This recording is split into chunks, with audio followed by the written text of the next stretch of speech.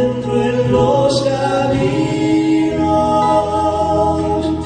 y que se mueve. Alarido atarte el fuego, dientecito por la sangre, cuchillito de ají, ahí en que mate el hambre.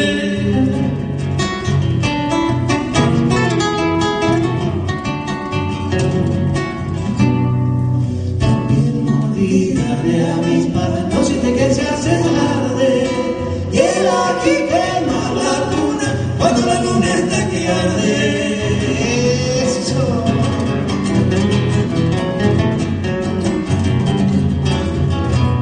El ají del alto sol es un minero quincucho que no sabe un socavón, luminoso y corajudo, dame júbilo travieso que evoca la alegría y pone en el corazón picante y patas para arriba.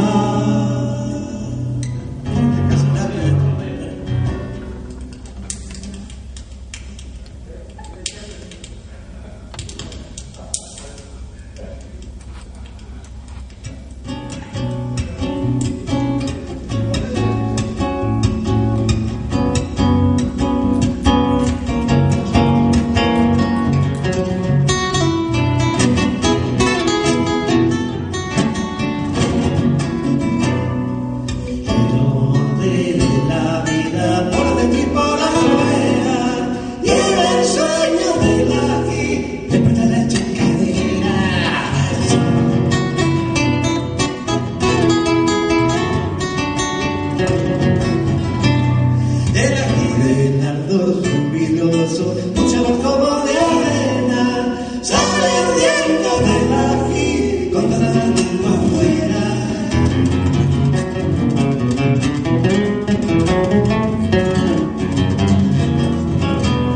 El ají del alto sol es un minero quitucho que no sabe un socavón, luminoso y corajudo, cuando el hombre de la cuna se va llegando. Siente que en su soledad se derrumba la tristeza.